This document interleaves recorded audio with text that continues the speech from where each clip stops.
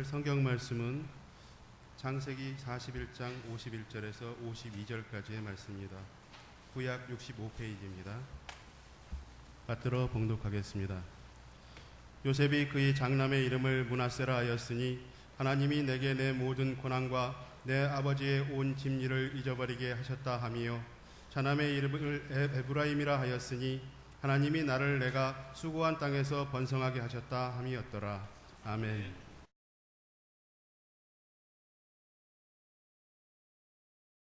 할렐루야. 우리 옆에 있는 분들하고 인사하겠습니다. 주의 사랑으로 사랑합니다.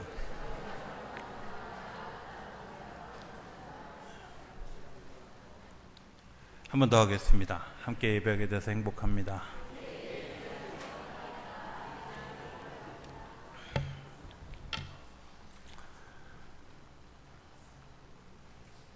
단어 외우는 게 되게 힘들어가지고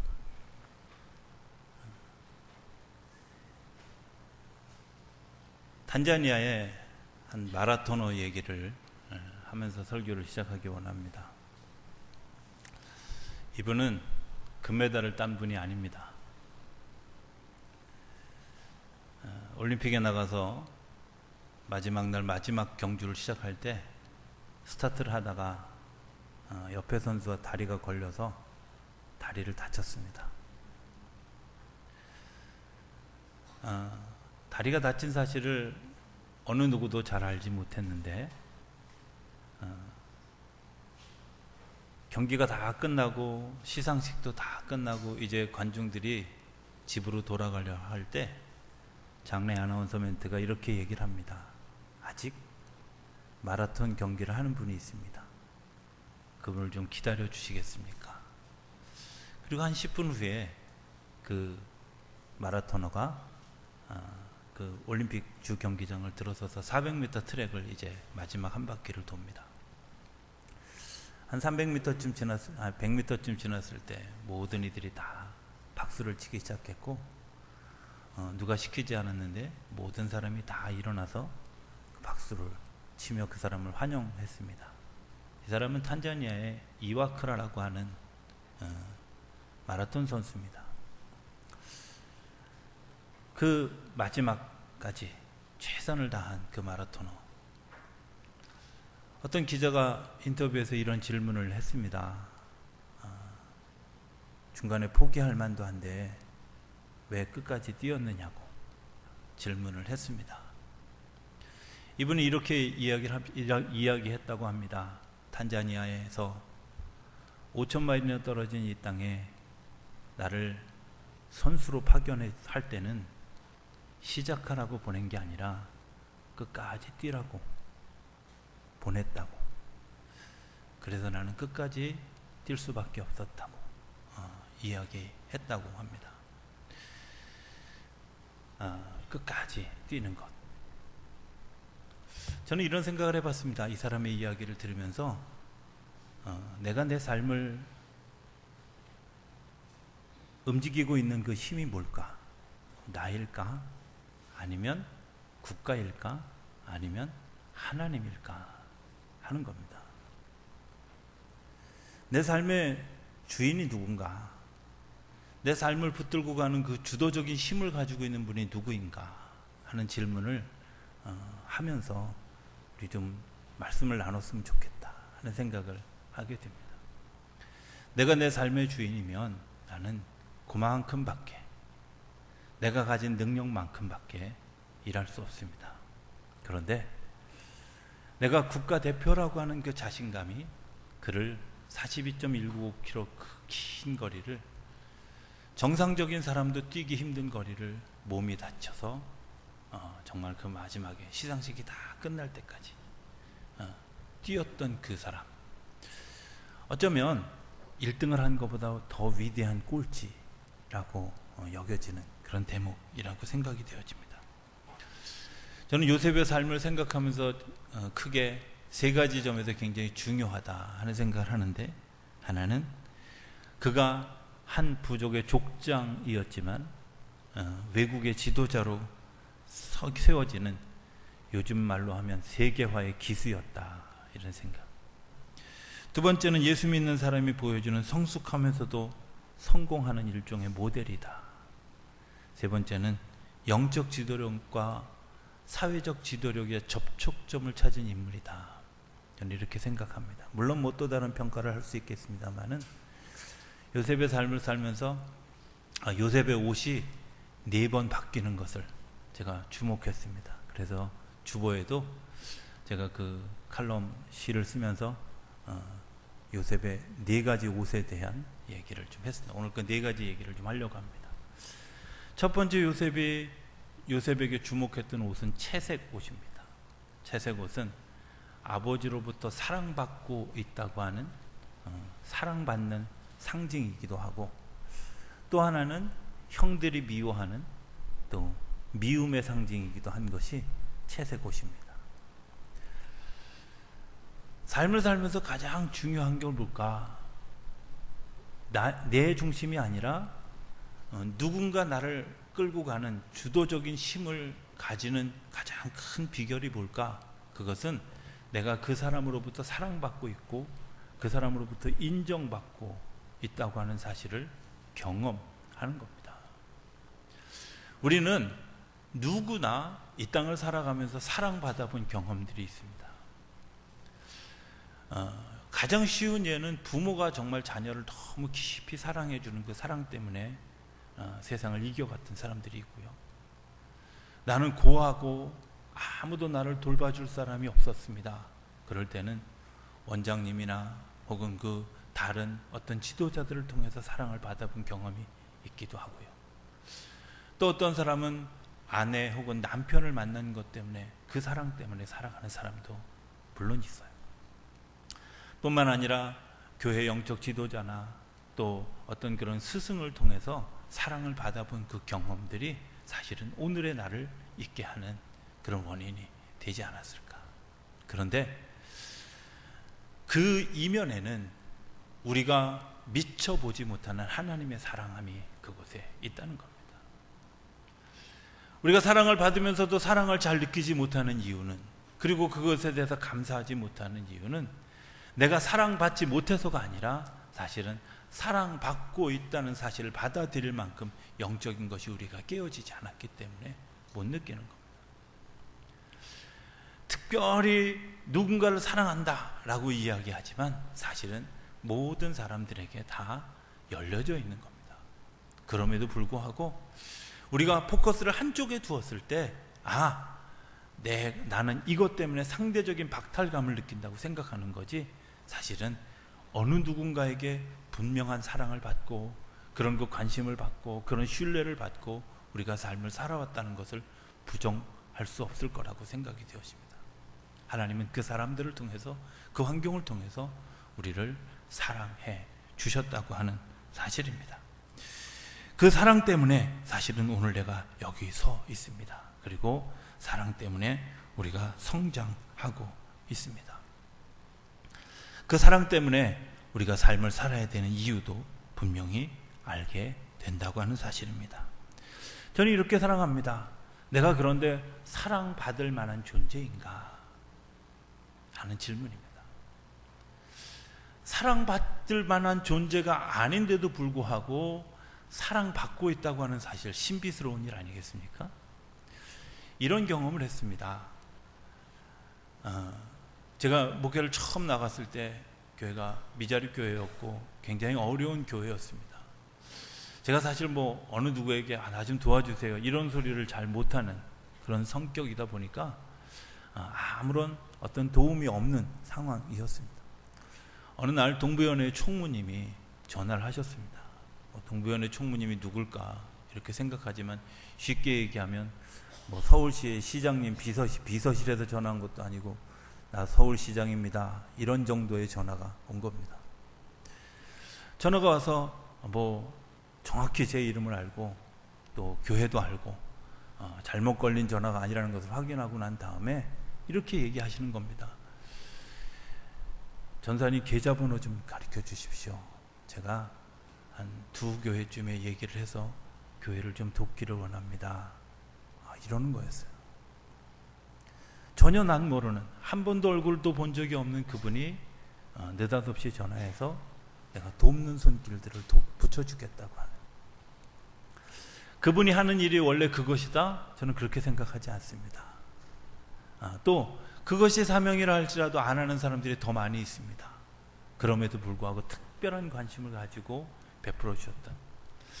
제가 3년 동안 그 받은 사랑이 너무 감사해서 3년 만에 교회가 자립하고 그 두 교회에 더덕을 보내고, 더덕을 보내면서 제가 편지를 쓰기도 하고 한 분은 찾아가기도 했습니다. 근데 그 한 분이 저에게 이런 얘기를 해 주었습니다. 감사하다고 가져온 그 더덕을 바라면서 이런 거 안 가져와도 된다고. 목사님이 그 사랑을 받았습니까? 그렇다면 이제 베풀 수 있을 때 사랑하십시오. 나눠줄 때 적당히 하지 말고 나를 온전히 짜내서 다른 사람을 섬기십시오. 젖소에 젖을 짤 때 적당히 짜내면 염증이 생겨서 병이 듭니다. 목사님이 하실 수 있을 만큼 다 짜내서 남을 섬기십시오. 그게 하나님이 목사님을 사랑해 주신 사랑을 갚는 겁니다. 제가 그런 걸 깨달았습니다. 사랑받는 것, 내가 사랑받아서 여기까지 온 것, 사실은 하나님이 그 사랑을 가지고 또 다른 사람을 섬기라고, 또 다른 사람을 사랑하라고 하나님이 나에게 베푸신 특별한 은혜다, 특별한 사랑이다. 젖의 그 마지막 한 방울까지를 짜내서 그것을 가지고 나누십시오, 베푸십시오, 섬기십시오 라는 그 말, 어떻게 생각하면 굉장히 마음속에 깊은 감동으로 남았던, 그리고 그렇게 이야기하는 목사님을 경험했지만 사실은 그 속에서 하나님의 음성을 듣는 것 같은 그런 마음을 가지게 됩니다. 여러분들 사랑받지 않으셨습니까? 사랑받기를 원하십니까? 잘 생각해 보십시오. 여러분들을 하나님이 사랑하셨고 사랑하는 사람들을 붙여주셨고 사랑하는 사람들이 옆에 있습니다. 사랑해야 될 대상도 옆에 있습니다. 이제 사랑할 수 있게 되기를 주 이름으로 부탁을 드립니다. 두 번째 옷은 노예 옷입니다. 노예 옷은 입고 싶어서 입은 옷이 아닙니다. 요셉이 형들의 모함에 빠져서 형들의 계략 때문에 형들이 돈은 취하고 자기는 노예의 옷을 입었습니다. 억울한 일이죠. 생각해보면 굉장히 불쾌한 일입니다. 그런데 그 노예로 팔려간 요셉이 적당히 하지 않았다는 겁니다. 적당히 일하지 않았다는 겁니다. 우리가 생각해보면 삶을 살면서 일을 하고 싶어 일을 하는 사람은 없을 거라고 생각합니다. 그런데 요셉은 나에게 주어진 그 과도한 무게의 그 일을 정말 일을 만들 만큼 열심히 했습니다. 그리고 인정을 받았고 가정의 총무 역할을 하는 우두머리가 되었습니다. 이런 생각을 해봅니다. 일을 그저 내가 수입을 얻기 위해서만 하는 사람, 그 사람은 어쩌면 일이 누리는, 일이 주는 축복을 전혀 모르는 것. 일을 하는 것 때문에 내가 지혜가 더 풍성해졌다. 일을 하는 것 때문에 사람과의 관계가 더 좋아졌다. 일을 하는 것 때문에 세계의 흐름을 내가 발견할 수 있었다. 내가 일을 하는 것 때문에 자연과의 조화를 이룰 수 있었다. 내가 일을 하는 것 때문에 사람과 연합이 되어지고 일을 하는 것 때문에 하나님이 나를 깊이 사랑하시는 것을 경험했다. 좀 다르지 않습니까? 그저 내가 죽지 못해 살아, 먹기 위해서 일해, 내가 월급 받아야 살지, 여러분들 이 정도의 삶이라면 굉장히 제한된 일을 하고 있는 겁니다. 또 그 사람들에게는 그런 기쁨도 사실은 없습니다. 일을 하다 보면 때로 부딪혀야 될 때 자기를 성찰하고 자기를 바라보고 자기가 성숙해지는 하나님의 기쁨을 누리게 됩니다. 하나님이 우리에게 베푸신 그것을 가지고 내가 정말 그 일을 하면서 하나님이 나에게 이런 지혜도, 이런 달란트도, 이런 은혜도, 이런 일들을 극복할 수 있는 능력도 나에게 주셨다고 하는 것을 깨닫고 그 성숙함이 우리 안에 주어졌다면 행복한 일 아니겠습니까? 하나님이 나를 바라보면서 참 기특하다, 너무 귀하다, 너무 아름답다, 하나님이 축복하시는 이야기를 우리가 들을 수 있다면 어쩌면 내가 일에서 얻어지는 보상보다 더 큰 것들을 받지 않았겠습니까? 내가 일을 하면서 사람과 연합되어지면서 더 많은 사람들과 깊은 관계를 유지해가고 신뢰 관계를 유지해가고 사랑하는 관계를 유지해갈 수 있다면 어쩌면 이것보다 더 큰 은혜가 어디 있겠어요? 여러분들 어떻게 일하고 계십니까? 정말 하나님이 내게 맡겨주신 이 일, 하나님이 나에게 부탁하신 이 일, 여러분들 잘 생각해 보면 에덴 동산에서 쫓겨났을 때 아담에게 하나님이 해주신 이야기가 있습니다. 내가 땀을 흘려야 땅의 곡식들을 얻을 것이다. 일하는 거 하나님이 우리에게 주신 겁니다. 내가 있고 싶지 않은데 주신 겁니다. 일할 수 있는 거 행복한 겁니다. 그리고 그것 때문에 더 큰 행복을 만들어갈 수 있는 증폭되는 능력이 하나님이 지금도 우리에게 베푸신다고 하는 사실입니다. 일을 피하려고가 아니라 일을 또 다른 일로 승화시켜갈 때 하나님의 성숙함이 우리 가운데 일어나게 되어지는 줄로 믿습니다. 요셉은 이를 통해서 창조주 하나님의 마음을 알았고 그 즐거움에 참여하게 되었고 또 내게 맡겨진 그 일의 소명을 알고 사명으로 그것을 감당하는 일들을 감당했습니다. 오늘 성경에 나오는 므낫세라고 하는 사람의 이야기와 에브라임이라고 하는 사람 두 사람의 이야기가 나오는데 므낫세의 축복은 여기까지입니다. 여기까지. 하나님이 나에게 사랑을 베풀어 주셔서 그 사랑 때문에 나도 이웃을 사랑할 수밖에 없어. 나에게 일을 주셔서 성숙한 삶을 살게 하셨어. 그래서 내가 그 성숙된 삶의 모습을 가지고 하나님이 나에게 주신 모든 것들을 받아들일 수 있고 내가 모든 것들을 버릴 것은 버리고 용서할 것은 용서하고 나눌 것들은 나누고 하는 이 모든 일들을 할 수 있는 것, 이건 므낫세입니다. 하나님이 나에게 일을 주셨습니다 이렇게 생각하는 것 므낫세입니다. 나에게 일하게 하시는 어려운 일을 맡기셨습니다, 이거 므낫세 아닙니다. 므낫세의 복은 내가 지금까지 내게 되어진 것이 하나님의 은혜였습니다. 내게 지금까지 나를 이끌어 주신 것이 하나님의 은혜였고 내가 그것 때문에 성숙했고 그것 때문에 내가 이 자리에 왔고 그것 때문에 내가 이 자리에 서 있고 그것 때문에 하나님이 나에게 이런 복을 주셨습니다. 여기까지가 므낫세입니다. 세 번째 옷은 죄수의 옷입니다.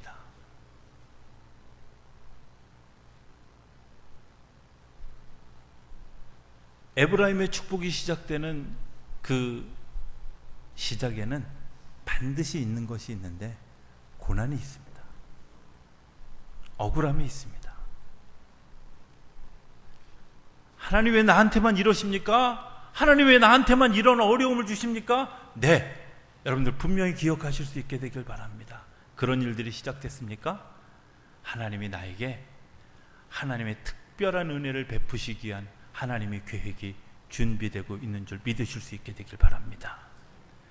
여러분들이 잠재적으로라도 잠에서 깨더라도 그것을 기억하실 수 있게 되길 바랍니다. 고난이 시작될 때 에브라임의 축복이 시작되는 시간입니다. 억울함이 시작될 때, 이해 못하는 일이 시작될 때 에브라임의 축복이 시작되는 시간입니다. 그것은 내가 할 수 있는 시간이 아니라 하나님이 하시는 시간이기 때문에 그렇습니다. 에브라임의 축복을 누리는 과정을 제가 이렇게 보면 이렇습니다. 요셉이 총무의 일을 잘 감당해서 그 집에 어느 것도 안 맡겨진 것이 없는데 부인이 유혹하다가 모함을 해서 감옥에 갇히게 됐습니다. 근데 그 보디발의 감옥에 갇혔는데 그 보디발의 감옥에는 왕의 신하들이 같이 감옥에 갇히는 그런 장소였다는 거예요. 참 우연인 것 같은데 그 자리가 하나님이 또 다른 역사를 시작하는 자리라는 겁니다. 두 사람을 만났습니다. 술 시중 드는 관원, 떡 굽는 관원. 처음에 성경을 읽으면서 아유, 술 시중 드는 관원이 뭐 이렇게 대단해. 요즘식으로 얘기하면 비서실장입니다. 떡 굽는 관원이 뭐 그렇게 대단해. 요즘으로 얘기하면 청와대에 그 음식 모든 것을 담당하는 소위 청와대 주방장입니다. 별로 힘 없어 보이죠? 네. 그 두 분이 같이 꿈을 꿨습니다. 한 분은 복권되는 꿈을 꾸었고 한 분은 처참하게 죽는 꿈을 꾸었습니다. 복권되는 그 비서실장, 술 맡은 관원이 복권되어졌을 때 복권되게 되어지면 나를 기억해 주십시오. 그렇게 이야기를 했습니다. 그런데 성경에 보면 그 사람이 2년 동안 전혀 요셉을 생각하지 않았다는 거예요. 기억하지 못했다.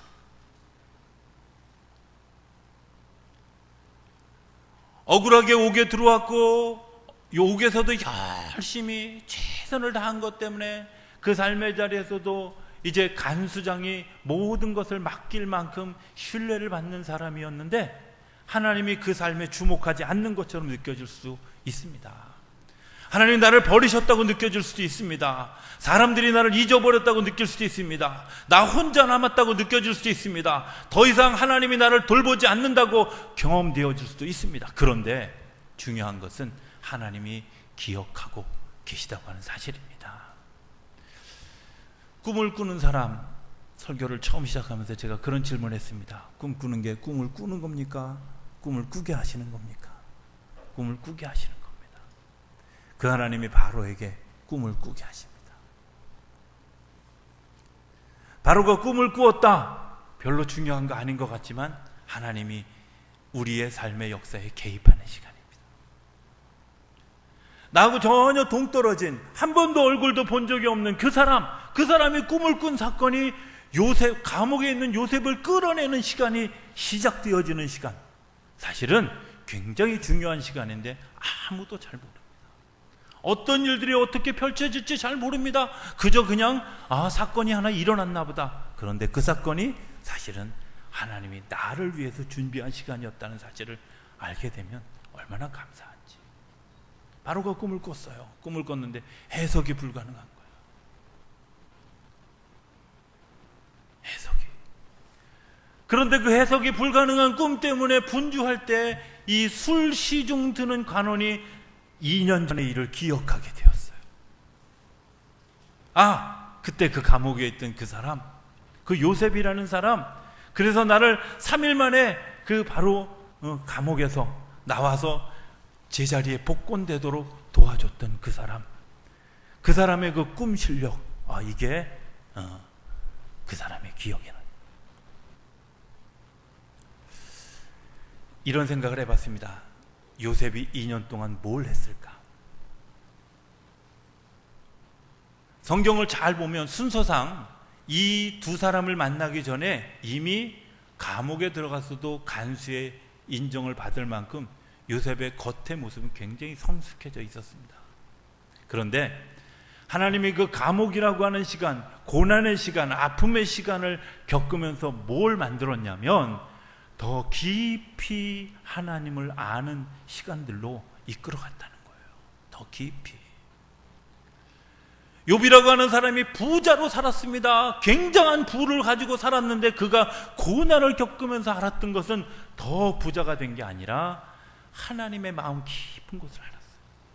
베드로가 어느 날 실수했습니다. 예수님을 3번이나 부인했습니다. 그 고통 속에 들어가고 난 다음에 그가 안 것은 뭐냐면 예수님이 그럼에도 불구하고 나를 신뢰하고 있다는 사실과 그럼에도 불구하고 나에게 여전히 소명을 주시고 있다는 사실을 깨달았습니다. 바울이 다메섹으로 가는 처참한 길에서 그 눈이 어두워지는 고난을 겪을 때 그가 그냥 내가 죽었습니다 이게 아니라, 내가 눈이 멀었습니다 이게 아니라 하나님이 나를 부르심을 알았습니다. 에브라임의 복은 여기서 시작합니다. 사람들은 어려운 문제를 닥치면 도망하려고 합니다. 피하려고 합니다. 그런데 에브라임의 복을 누리는 사람들의 특징은 뭐냐면 직면해서 이겨가는 겁니다. 그리고 그것들을 극복해가는 겁니다. 극복해갈 힘을 하나님이 주시기 때문에. 여러분들의 나쁜 습관이 있습니까? 여러분들 버리는 거 어렵습니다. 그런데 그 문제와 직면하고 하나님이 그 문제를 이끌어 가실 때 내 나쁜 습관 어느덧 눈 녹듯이 사라지고 새로운 길을 걸어가게 됩니다. 하나님께서 우리에게 새로운 길을 열어주시기 위해서 고난의 자리, 아픔의 자리, 울분의 자리를 주실 때 여러분들 기다리십시오. 하나님의 시간을 기다리는 사람에게 하나님의 역사가 준비되어져 있다고 하는 사실입니다.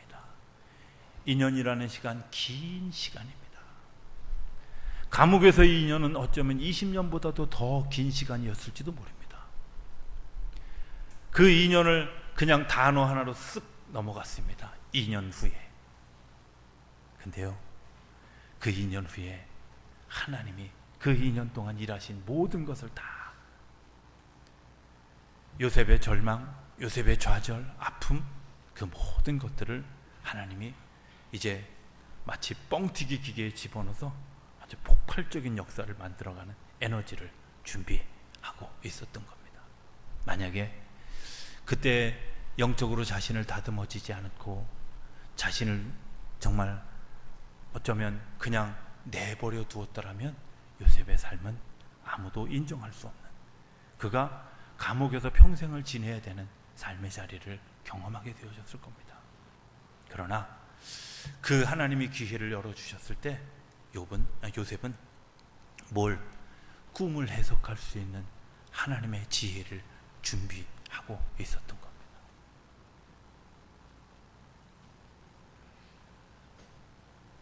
어느 날 말입니다. 제가 이런 생각을 문득 가지게 되었습니다. 제가 처음 전도사 생활을 했던 용산교회에서 우리 담임 목사님하고 제 월급 차이가 20배였습니다. 제가 얼마 받았는지 얘기 안 하겠습니다. 20배 차이 났어요. 근데 이 일은 제가 좀 거짓말 못해서 한 10배 더 했습니다. 장례식 33번 중에 32번 제가 했고요. 새벽 예배는 거의 하다시피 하고요. 신방 담임 목사님 한 적 별로 없습니다. 대신방 외에는.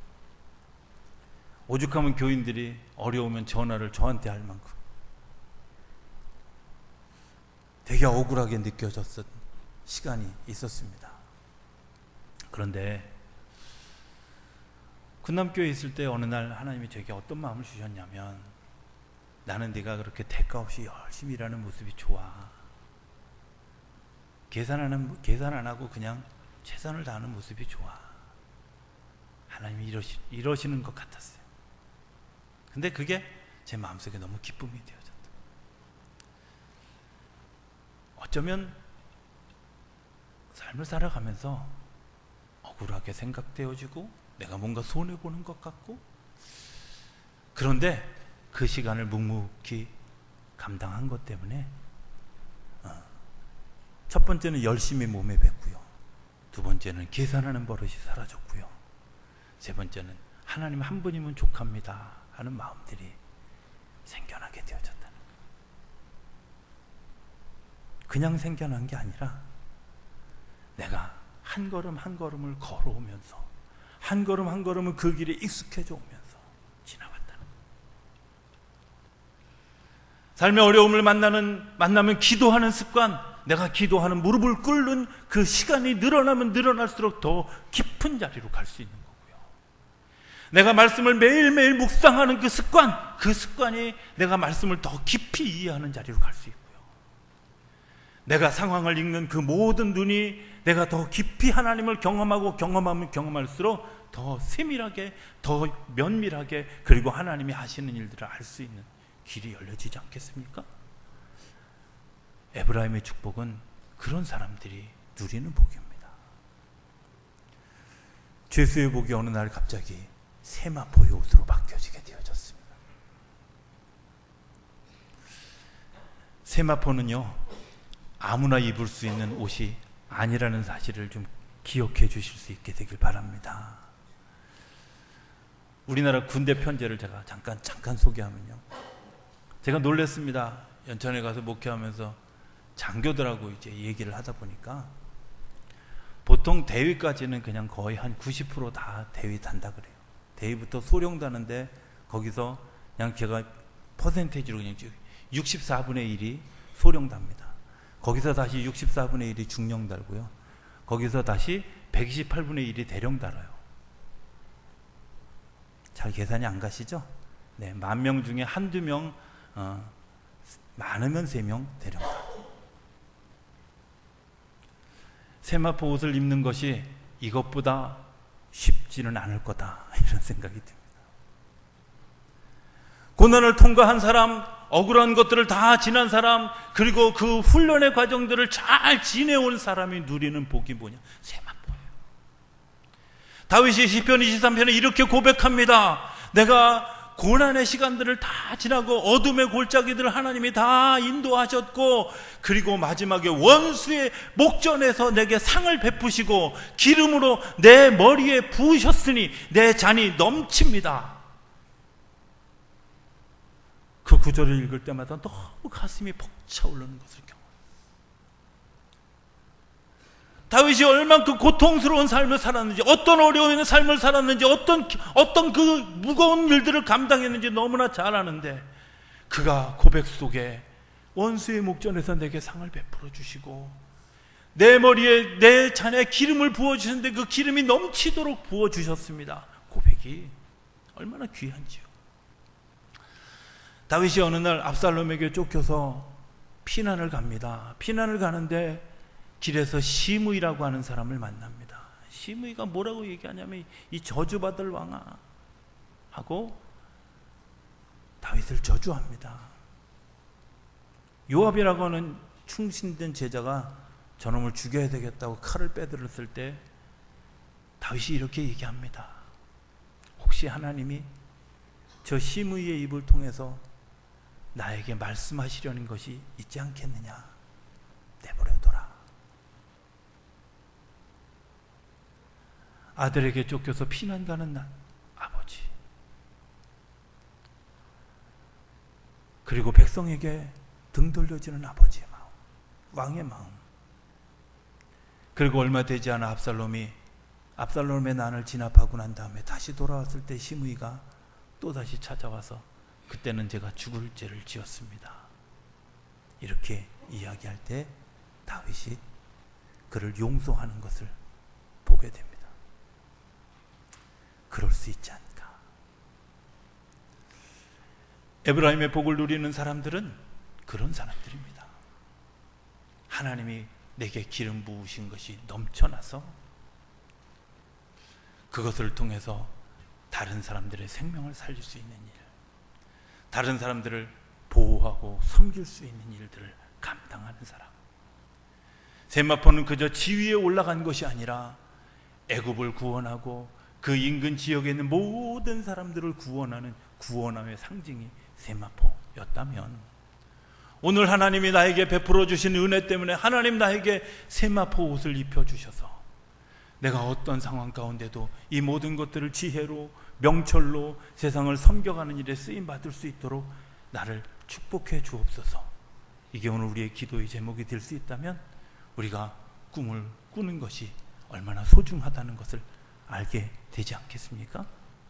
저는 우리 성도님들에게 므낫세의 축복이 있게 되기를 기대합니다. 더불어 에브라임의 축복이 있게 되기를 기대합니다. 마지막 한 가지 일화만 얘기하고 설교를 마치기 원합니다.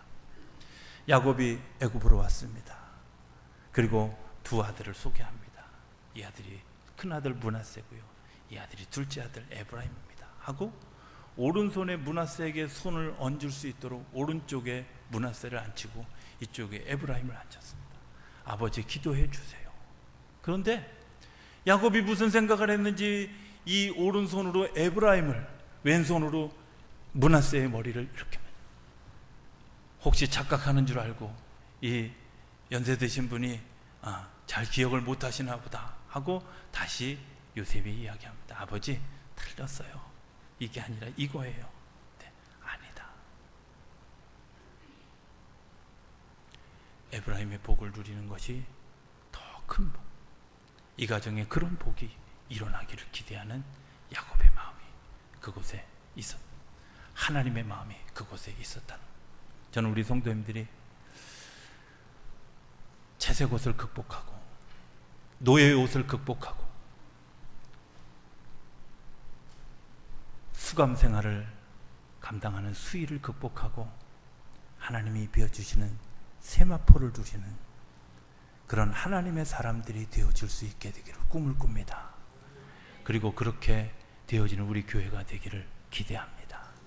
그리고 우리 성도님들의 삶이 되기를 주의 이름으로 축복합니다. 기도하겠습니다.